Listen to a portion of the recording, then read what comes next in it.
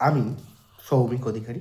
এই চ্যানেলটা একান্তই পরীক্ষার আগের সাজেশনের জন্য। বিভিন্ন রকম সাজেশন এখানে দেয়া হবে, পড়ানো হবে, বুঝিয়ে পড়ানো হবে। বিশেষত বাংলা নিয়ে আমার যেহেতু কাজ, তাই বাংলাটাই মূলত এখানে পড়ানো হবে। তাই আজকে আমি ক্লাস 12-এর হলুদ পোড়া মানিক বন্দ্যোপাধ্যায়ের লেখা সেটা পড়াচ্ছি। প্রথমে লেখকের কিছু পরিচয় আমাদের জানতে হবে, জানা জরুরি। লেখকের বৈশিষ্ট্য জানা জরুরি। তারপর আমাদের প্রকাশকাল জানতে হবে। তারপর আমাদের মূল গ্রন্থ সম্পর্কে জানতে হবে। তারপর প্রেক্ষাপট, তারপর চরিত্র আলোচনা, তারপর বিষয়বস্তু। পর আমাদের মাথায় রাখতে হবে। যদি আমরা পর না মাথায় রাখতে পারি, পরীক্ষার খাতায় সেটা আমরা একেবারেই ফুটিয়ে তুলতে পারবো না। পরীক্ষার প্রশ্নের উত্তরের প্রথমেই আমাদের খেয়াল রাখতে হবে যে মানিক বন্দ্যোপাধ্যায়ের ব্যাপারে 2-1 লাইন যাতে থাকে। চলুন শুরু করছি। মানিক বন্দ্যোপাধ্যায় জন্ম 1908 খ্রিস্টাব্দে এবং তার মৃত্যু হয় 1956 খ্রিস্টাব্দে। এই স্বল্প পরিসরের জীবনে তিনি লিখেছেন বিভিন্ন গল্প, যেগুলো প্রচুর প্রচলিত এবং খুব ভালো গল্প। লেখকের বৈশিষ্ট্য কী? মার্ক্সীয় চেতনার অধিকারী তিনি, এবং বিজ্ঞান মনস্কতা তার আছে। জীবনের বাস্তব উপলব্ধিকে সাহিত্যিক মাত্রা দান করেছেন তিনি। ভৌতিক আবহ সৃষ্টি করে আদতে মানুষের জটিল মনস্তত্ত্বের উদ্ঘাটন আর পল্লী সমাজের অন্ধবিশ্বাস, কুসংস্কার, ব্যক্তি চরিত্রের অন্ধকারকে সুনিপুণভাবে উপস্থাপন করেছেন তিনি। তৎকালীন সেই সময়কার, যে সময় মানিক বন্দ্যোপাধ্যায় লিখছেন, তৎকালীন মানিক বন্দ্যোপাধ্যায়ের সময় বিজ্ঞান শিক্ষিত যুবকদের বিজ্ঞান মনস্কতার আড়ালে দুর্বল চিত্রতা এবং মানসিক বিকারগ্রস্ততার প্রতি ব্যঙ্গ দৃষ্টিভঙ্গি দিয়ে তিনি দেখতেন, সেটাই লেখার মধ্যে ফুটিয়ে তুলতেন। এবং গল্প কাঠামোর অভিনবত্ব এবং বিভিন্ন তার গল্পে নতুনত্ব। আমরা যেমন রবীন্দ্রনাথের ধারা পড়েছি, বিদ্যাসাগরের ধারা পড়েছি, বিভিন্ন ধারা পড়েছি না, একটা আলাদা আলাদা ধারা, তাদের লেখার প্রেক্ষাপট আলাদা, বিভিন্ন লেখার প্রেক্ষাপট আমাদের আলাদা। তো তার জন্য মানিক বন্দ্যোপাধ্যায় শিফট করে অন্যান্য ধারার মতো না হয়ে একটা আলাদা পন্থা অবলম্বন করে লিখতে ভালোবাসতেন এবং লিখতেন। সেগুলো জনপ্রিয়তা পায়, তার মৃত্যুর পর বেশি পরিমাণে জনপ্রিয়তা পেয়েছে সেগুলো। এবং হলুদ পোড়াতে চলে আসি আবার, ব্যাক টু ব্যাক আমাদের হলুদ পোড়াটা নিয়ে কনসেন্ট্রেট করতে হবে। মানিক বন্দ্যোপাধ্যায়ের জীবনটা বললাম, কিছুটা তার ইন্টারেস্টিং ওয়েগুলো বললাম। এবার প্রকাশকাল, হলুদ পোড়া প্রকাশ পাচ্ছে 1349 বঙ্গাব্দ, 1943 সাল হচ্ছে। পরিচয় পত্রিকার শারদ সংখ্যায় প্রথম প্রকাশিত হয়। গ্রন্থাগারে প্রকাশিত হয় 1945 সালে। 1352 বঙ্গাব্দ জ্যৈষ্ঠ মাসে ওটা হচ্ছে। মূল গ্রন্থের স্থান পায় 1945 সাল, 2 বছর পর। হলুদ পোড়া গল্পগ্রন্থের প্রথম গল্পই কিন্তু হলুদ পোড়া। পরবর্তীকালে মানিক বন্দ্যোপাধ্যায়ের শ্রেষ্ঠ গল্পগ্রন্থেও অন্তর্ভুক্ত হয়েছে এটা। এবার প্রেক্ষাপটে চলে যাই। একের পর এক বিশ্বযুদ্ধ, মন্বন্তর, রক্তচক্ষু কিভাবে শিক্ষা সভ্যতার আলোর বিপরীতে পল্লী সমাজের অন্ধবিশ্বাস সংস্কারকে জিইয়ে রাখে এবং সুযোগ বুঝে দুর্বল চিত্ত বিজ্ঞান শিক্ষিত মানুষকেও বিকারগ্রস্ত করতে পারে। যেটা একটা বৈশিষ্ট্য বলেছিলাম, এটাই হচ্ছে যে আমরা শিক্ষিত, হ্যাঁ, এখন অনেক পাওয়া যায় আমাদের মতো ছেলেরা যারা শিক্ষিত, তারা মাথার মধ্যে চাকরি নেই চিন্তা করতে করতে আমরা কি করি, আমরা তাবিজ পড়ি, আমরা বিভিন্ন ঝাড়ফুঁক করি, হ্যাঁ, যাতে চাকরি হয়ে যায়, আংটি পড়ি বিভিন্ন, হ্যাঁ, তাতে আমাদের একটা মানসিক শান্তি পাওয়া যায় কি যায় না সেটা যারা করে তাদের মাধ্যমে জানতে হবে। যাই এই কাজগুলো করি, আমরা বিজ্ঞান মনস্ক, তো আমরা স্মার্টফোন ইউজ করছি, তারপরও যদি আমাদের এই জিনিসগুলো করতে হয় তাহলে এটা তো বিকারগ্রস্ততার একটা লক্ষণ বলে আমি মনে করছি। সেই আদিম সংস্কার ভূমির এই গল্পে সুন্দরভাবে প্রেক্ষাপটে অন্তর্ভুক্ত হয়েছে। এরপর চরিত্র আলোচনা করতে করতে এখানে আমরা চরিত্র পাই মূলত ধীরেনের, নবীন, কুঞ্জ ওঝা, কৈলাস ডাক্তার এবং শান্তির।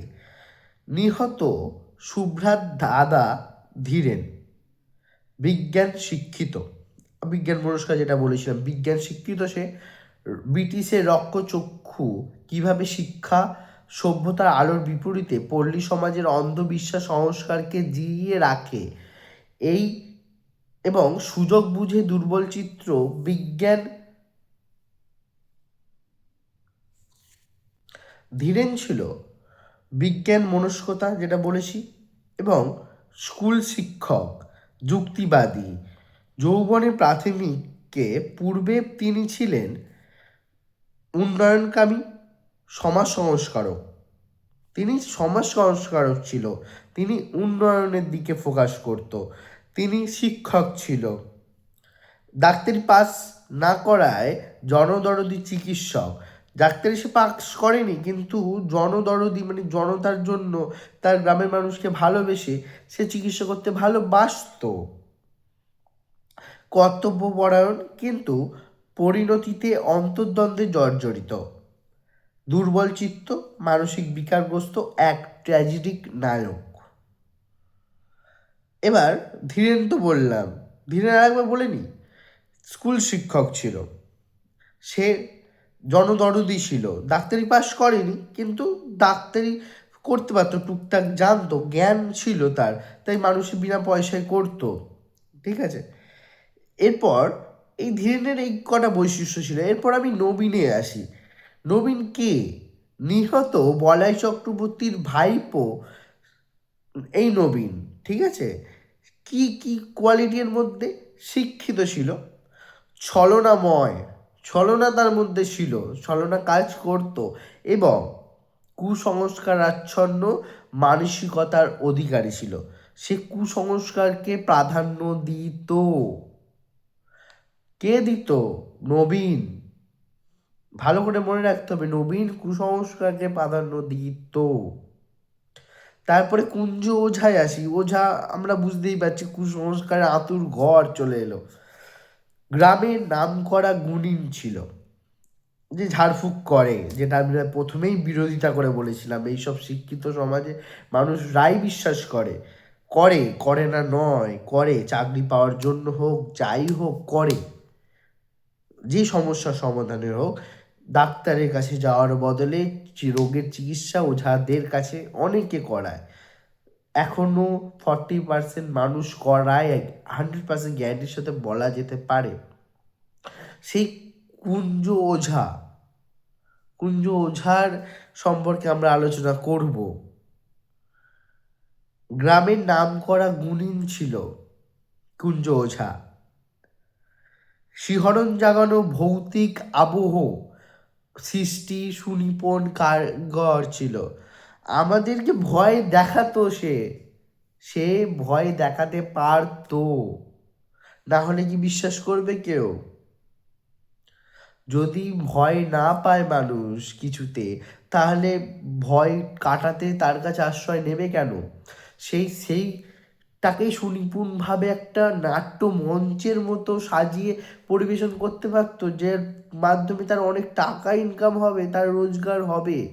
মানুষ ঠকিয়ে, মানুষকে ভুল বুঝিয়ে, মানুষকে ভয় দেখিয়ে, ভয়ে রেখে, ভুল বুঝিয়ে কুসংস্কারের মধ্যে আরো ভেতর থেকে জর্জরিত করে,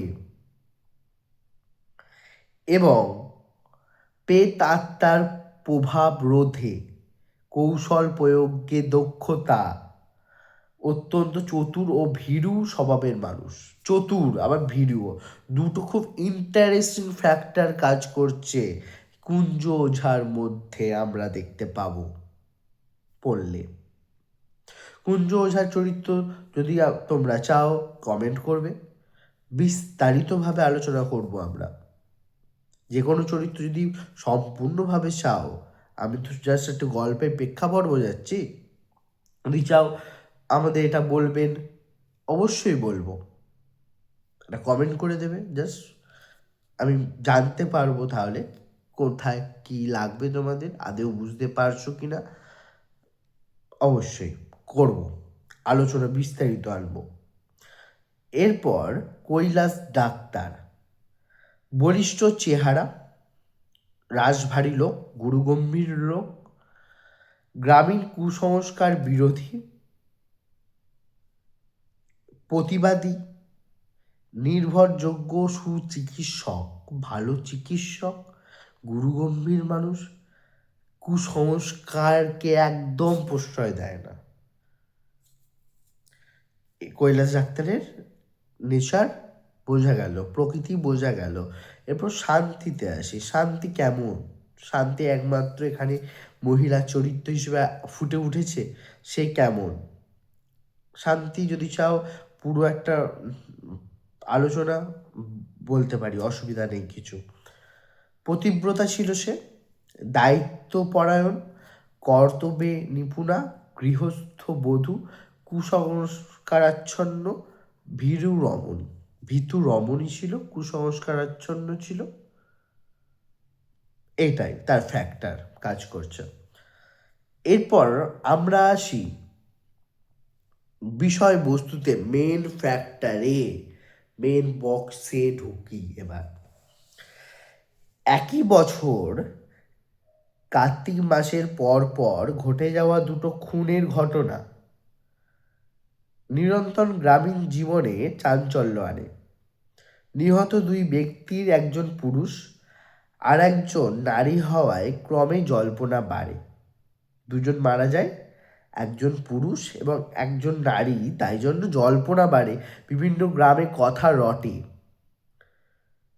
এরই মধ্যে খুন হওয়া বলাই চক্রবর্তীর ভাইপো বউ দামিনী, বলাই চক্রবর্তীর ভাইপো এবং তার বউ দামিনী কোনো এক সন্ধ্যা রাত্রিতে অসুস্থ হয়ে পড়লে ডাক পড়ে কুঞ্জ গুণিনের।